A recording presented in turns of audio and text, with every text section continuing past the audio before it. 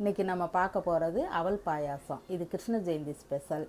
கிருஷ்ணருக்கு பிடித்தமானது அவல். ஏழை குசேலரே அவலை கொடுத்து தான் கிருஷ்ணர் மனசில் இடம் பிடிச்சார். நம்மளும் அது மாதிரி இந்த அவல் பாயாசம் செஞ்சு கிருஷ்ணரை நல்லபடியாக வழிபடுவோம். இது எப்படி பண்ணுறதுன்றதை நான் உங்களுக்கு சொல்லி கொடுக்குறேன்.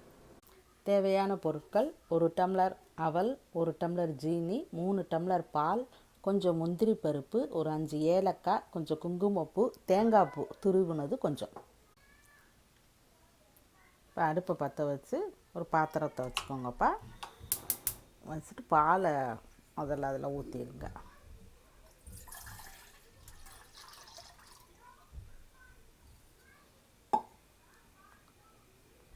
பாலை வச்சுட்டு பால் பொங்கட்டும். அதுக்குள்ளே நம்ம இந்த முந்திரி பருப்பை கொஞ்சம் வறுத்துக்கிடலாம்.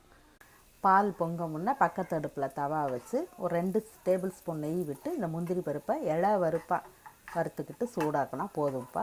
வறுத்து வச்சுக்கரலாம். பால் பொங்கிருச்சுப்பா. அவலை இப்போ போட்டு நம்ம கொதிக்க வைப்போம். 5 நிமிஷம்தான் கொதிச்சிரும். கொதி வரவும் அடுத்து நம்ம ஜீனியில் போட்டுக்கலாம். ஏற்கனவே நம்ம 10 நிமிஷம் ஊற வச்ச அவல் தான்ப்பா. அது நல்லா ஊறி இருக்கும், வெந்துருச்சு. வேகம் இந்த ஜீனி எடுத்து வச்சுருக்கிற ஜீனியை போட்டு கலக்கிக்கரலாம். உங்களுக்கு இனிப்பு கம்மியாக வேணும்னா கொஞ்சம் கம்மியாக கூட போட்டுக்கரலாம். அதிகம் தேவைப்படுன்னா இன்னும் கொஞ்சம் அதிகமாக போட்டுக்கரலாம். அளவு இது தான். நம்ம தேவைக்கு தக்கன இது பண்ணிக்கிறலாம்.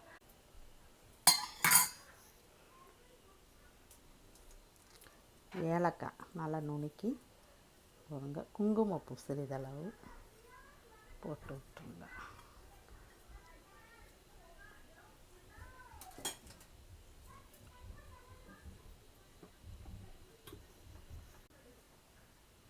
நல்லா கொதிக்குதுப்பா. கொதித்து வரையில் தேங்காய் பூ போட்டுடலாம்.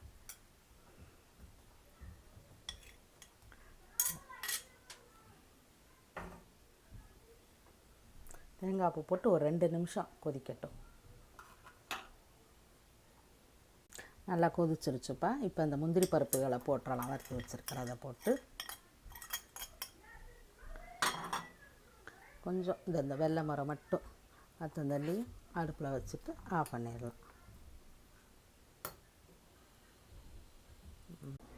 இப்போ இந்த வெள்ளை முறை வற்றி நல்லா கொதிச்சிருச்சுப்பா. அந்த குங்குமப்பூ கலர் வந்துருச்சு பாருங்கள். Light yellow colour.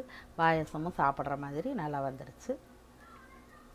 நல்ல மணமான அவல் பாயாசம் ரெடி ஆகிருச்சு. இப்போ நீங்களும் உங்கள் வீட்டில் ட்ரை பண்ணி பார்த்துட்டு கமெண்ட்ஸை கண்டிப்பாக எனக்கு அனுப்புங்க. மறக்காமல் என்னோடய சேனலை சப்ஸ்கிரைப் பண்ணி லைக்ஸ் போடுங்கப்பா.